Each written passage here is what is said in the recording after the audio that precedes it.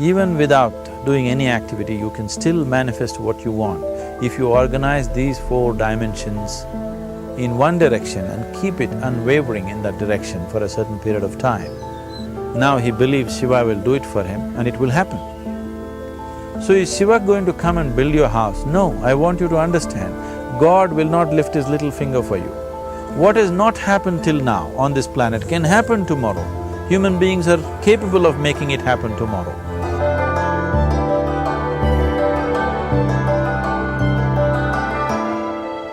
Everything we as human beings have created on this planet was essentially first created in our minds. All that you see, which is human work on this planet, first found expression in the mind, then it got manifested in the outside world. The wonderful things that we have done on this planet and the horrible things that we have done on this planet, both have come from the human mind. So if we are concerned as to what we create in this world, it's extremely important that first of all we learn to create the right things in our mind, how we keep our minds. If we do not have the power to keep our minds the way we want it, what we create in the world is also going to be very accidental and haphazard. So learning to create our minds the way we want is the basis of creating the world the way we want. There is a wonderful story in the yogic lore. On a certain day, a man took a walk. He went for a long walk. Accidentally, unawares, he walked into paradise. Fortunate, isn't he? He just took a walk and he landed up in paradise. After this long walk, he felt little tired. So he thought, oh, I'm tired, I wish I could rest somewhere. He looked around, there was a nice tree, underneath which there was very cushiony grass. So it was inviting. He went and put his head down there and slept. After a few hours he woke up, well rested, and he thought, oh, I'm well rested, but I'm feeling hungry, I wish I had something to eat. And he thought about all the nice things that he ever wanted to eat in his life. And instantly, all those things appeared in front of him.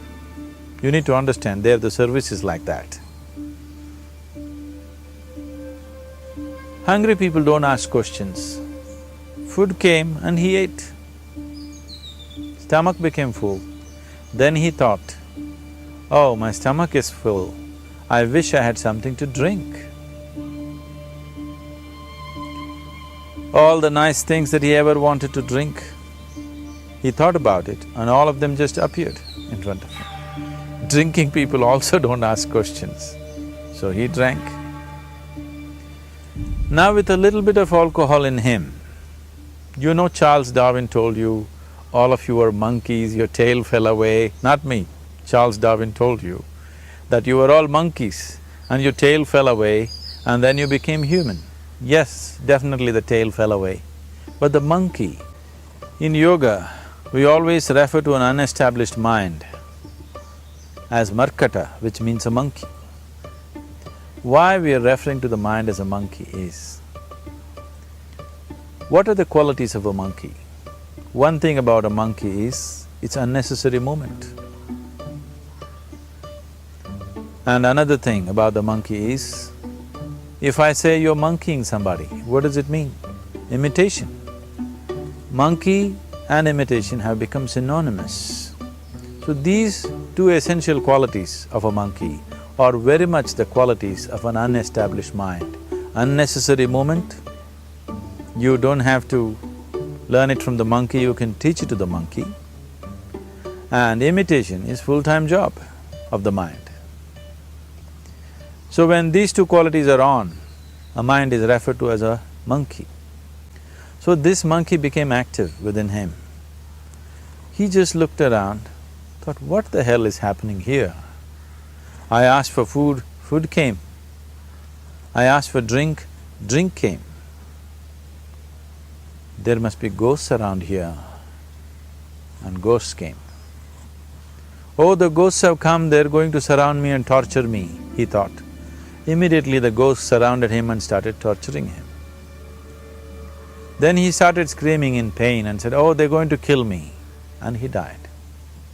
Just now he said he's a fortunate being.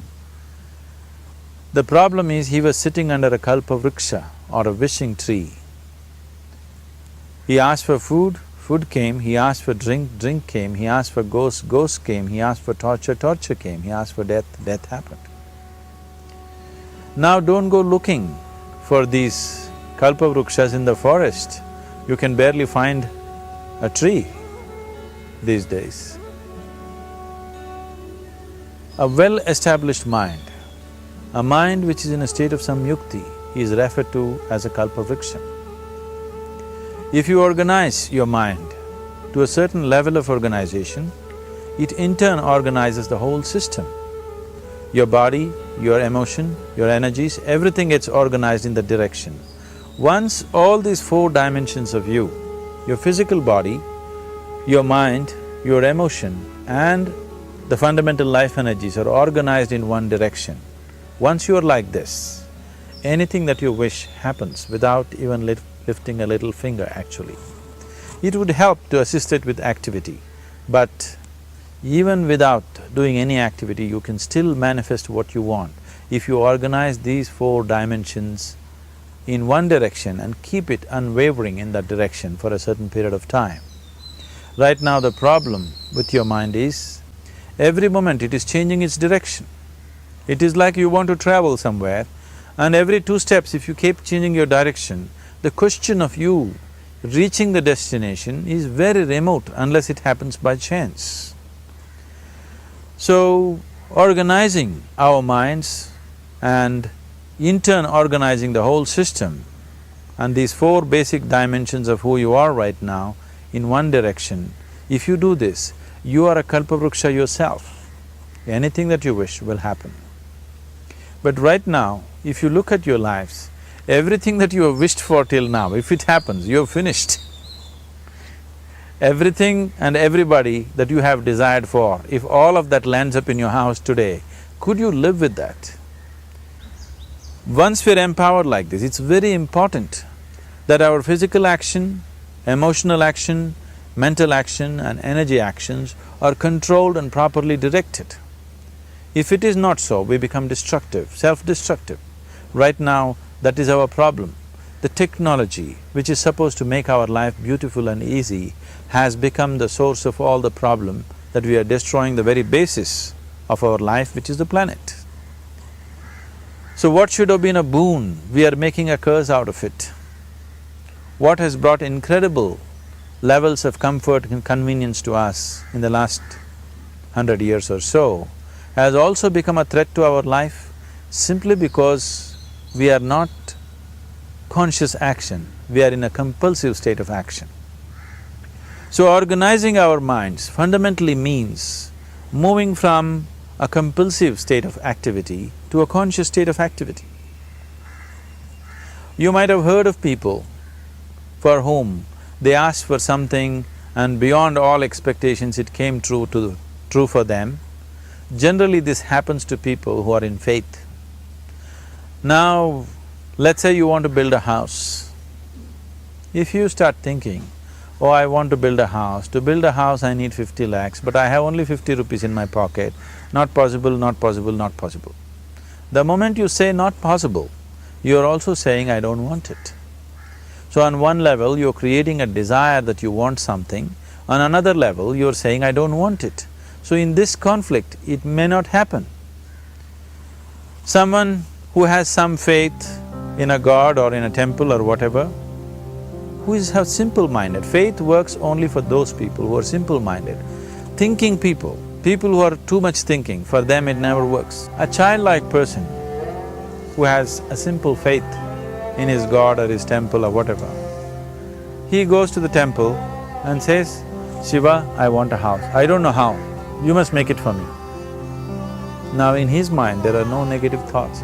Will it happen? Will it not happen? Is it possible? Is it not possible? These things are completely removed by this simple act of faith. Now he believes Shiva will do it for him and it will happen. So is Shiva going to come and build your house? No, I want you to understand, God will not lift his little finger for you. What you refer to as God is the source of creation. As a creator, he has done a phenomenal job, there's no question about it. Could you think of a better creation than this? Is it in anybody's imagination to think anything better than what is there right now? So as a creator, he has done his job wonderfully well. But if you want life to happen the way you want it, because right now, the very crux of your happiness and your well-being is this, if at all if you're unhappy, the only and only reason why you're unhappy is life is not happening the way you think it should happen.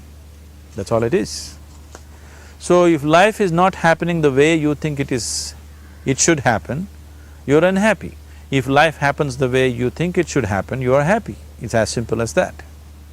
So if life has to happen the way you think it should happen, first of all, how you think, with how much focus you think, how much stability is there in your thought, and how much reverberance is there in the thought process will determine whether your thought will become a reality or is it just an empty thought. Or how you do not create any impediments for your thought by creating negative thought process. This possible is something possible or not possible, is destroying humanity. What is possible and not possible is not your business, it's nature's business. Your business is just to strive for what you want. Right now you're sitting here, if I ask you two simple questions, I want you to just look at this and answer this. Right now from where you're sitting, can you just fly off? You say no. Right now from where you're sitting, can you get up and walk? You'll say yes. What is the basis of this? Why you say no to flying and yes to walking? Because past experience of life, many times you've gotten up and walked, never did you fly off. Or in other words, you're using the past experience of life as a basis for deciding whether something is possible or not possible. Or in other words, you have decided that what has not happened till now cannot happen in your life in future. This is a disgrace to humanity and the human spirit. What has not happened till now on this planet can happen tomorrow. Human beings are capable of making it happen tomorrow.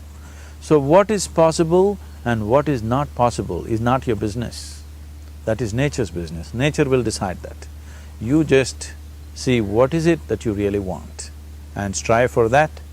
And if your thought is created in a powerful way, without any negativity, without any negative thoughts bringing down the intensity of the thought process, the first and foremost thing is you must be clear what is it that you really want. If you do not know what you want, the question of creating it doesn't arise. If you look at what you really want, what every human being wants is, he wants to live joyfully, he wants to live peacefully. In terms of its relationships, he wants it to be loving and affectionate. Or in other words, all that any human being is seeking for is pleasantness within himself, pleasantness around him. This pleasantness, if it happens in our body, we call this health and pleasure. If it happens in our mind, we call this peace and joy. If it happens in our emotion, we call this love and compassion. If it happens in our energy, we call this blissfulness and ecstasy. This is all that a human being is looking for. Whether he is going to his office to work, he wants to make money, build a career, build a family, he sits in the bar, sits in the temple, he is still looking for the same thing. Pleasantness within, pleasantness around. If this is what we want to create, I think it's time we addressed it directly and commit ourselves to creating it. So you want to create yourself as a peaceful human being, joyful human being, loving human being, a pleasant human being on all levels.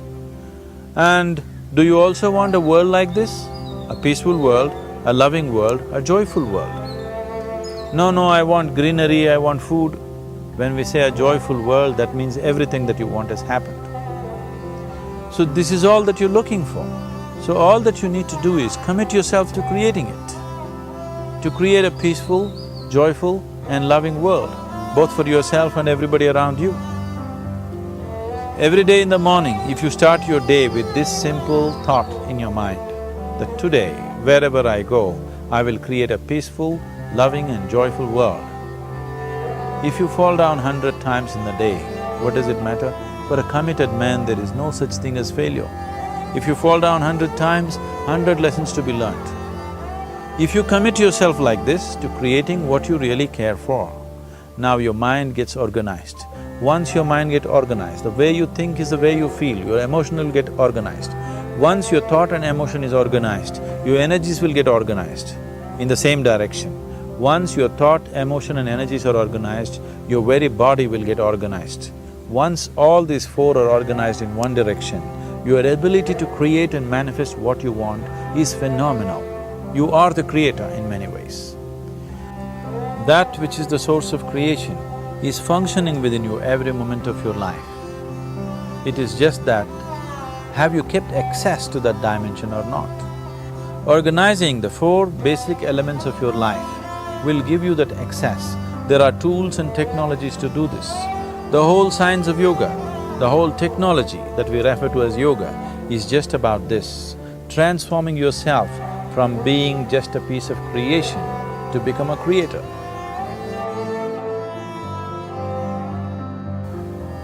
It is my wish and my blessing that every human being in this world should have this access to the source of creation within himself so that he can function here as a creator, not just as a piece of creation.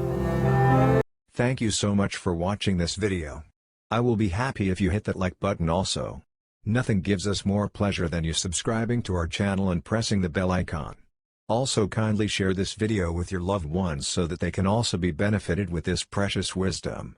Please don't forget to share your feedback by putting in your valuable comments. Thank you.